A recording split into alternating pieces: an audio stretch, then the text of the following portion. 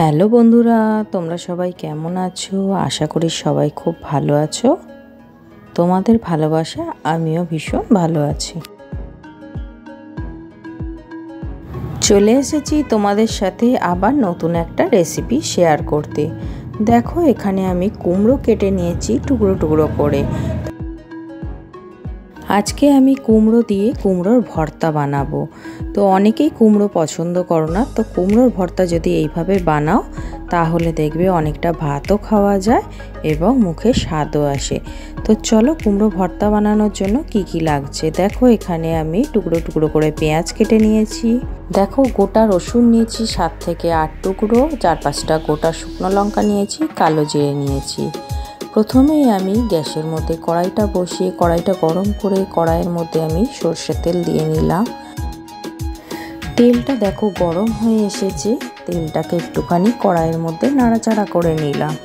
এবার কেটে রাখা পেঁয়াজের টুকরোগুলো দিয়ে আমি পেঁয়াজটাকে ভেজে নেব।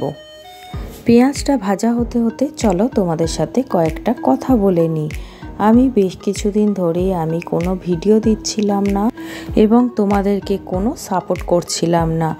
আমার হাজব্যান্ডের শরীরটা খুবই খারাপ ছিল, ও ভীষণভাবে অসুস্থ ছিল, সেই জন্য আমি কাউকেই কোনোভাবে সাপোর্ট করতে পারিনি। তোমরা অনেকেই আমার কাছে নাইট চেয়েছো, আমি তোমাদেরকে রিপ্লাই দিতেও পারিনি। তাই আজকে আমি তোমাদেরকে এই ভিডিওর মাধ্যমে জানিয়ে দিলাম যে কেন আমি তোমাদেরকে সাপোর্ট করতে পারিনি। অনেক দিন পরে আজকে আমি তোমাদের কাছে ভিডিও নিয়ে এলাম। তোমরা প্লিজ আমার পাশে থেকো, আমিও তোমাদের পাশে থাকবো।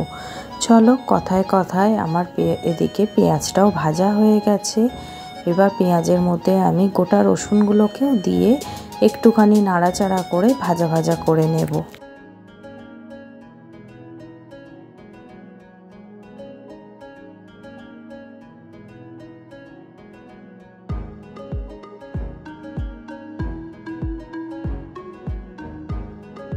দেখো, পেঁয়াজ আর রসুনটা পুরোপুরি ভাজা হয়ে গেছে। এবার আমি সাইড করে খুন্তি দিয়ে তুলে রেখে দিলাম, যাতে পেঁয়াজ থেকে যে তেলটা আছে সেটা যাতে ঝরে যায়। এবার আমি গোটা শুকনো লঙ্কাগুলো তেলের মধ্যে দিয়ে ভাজা করে নেব।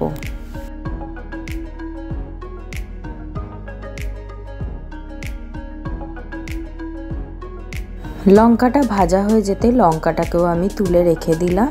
এবার আমি তেলের মধ্যে কয়েকটা কালো জিরে ছড়িয়ে দিলাম। কালো জিরেটা দিয়ে খুন্তি দিয়ে সুন্দর করে একটু নাড়াচাড়া করে নিলাম। এবার কেটে রাখা কুমড়োর টুকরোগুলো আমি তেলের মধ্যে দিয়ে নিচ্ছি। তেলের মধ্যে দিয়ে আমি একটুখানি নাড়াচাড়া করে নেব।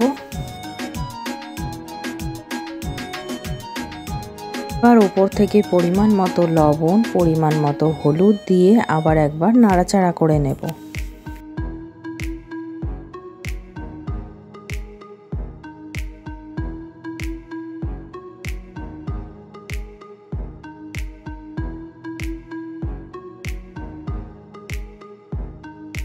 কুমড়োটাকে নাড়াচাড়া করে আমি এবার উপর দিয়ে একটা ঢাকনা চাপা দিয়ে নিলাম। 10-15 মিনিট পর ফিরে এসে ঢাকনাটাকে খুলে দেখলাম কুমড়োগুলো সেদ্ধ সেদ্ধ হয়ে এসেছে। এবার আমি কুমড়োগুলোকে খুন্তি দিয়ে দেখো ভালো করে আমি ঘেঁটে দিচ্ছি, যাতে কুমড়োগুলো একদম মাখা মাখা হয়ে যায়, গোটা গোটা না থাকে।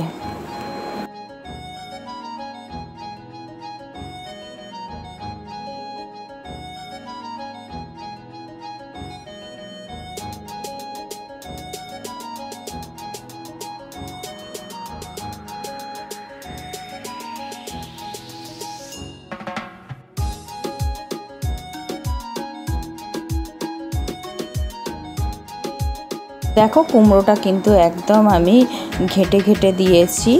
এর ওপর দিয়ে আমি 2-4 দানা চিনি ছড়িয়ে দিয়েছি।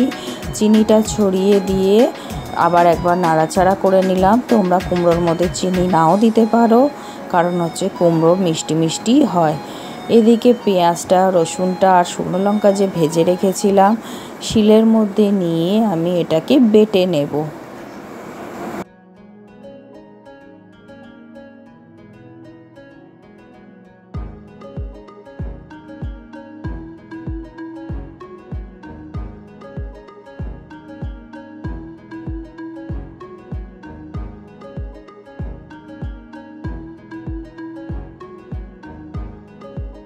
দেখো পেঁয়াজ রসুন লঙ্কাটা যে বাটলাম এটা আমি কুমড়োর মধ্যে দিয়ে নিলাম, দিয়ে এবার সুন্দর করে নাড়াচাড়া করে ভালো করে মিশিয়ে নিচ্ছি। মেশানোর পরে আমি এবার একটা প্লেটের মধ্যে ঢেলে নেব।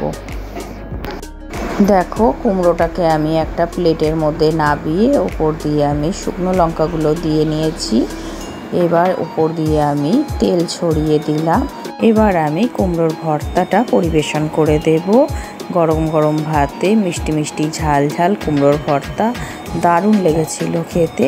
আশা করি তোমাদেরও খুব ভালো লাগবে, এইভাবে একবার করে দেখো। ভালো লাগলে অবশ্যই আমার চ্যানেলটাকে সাবস্ক্রাইব করে আমার পাশে থেকো। আজকের মতো টাটা, নেক্সট অন্য কোনো ভিডিওতে আবার দেখা হবে।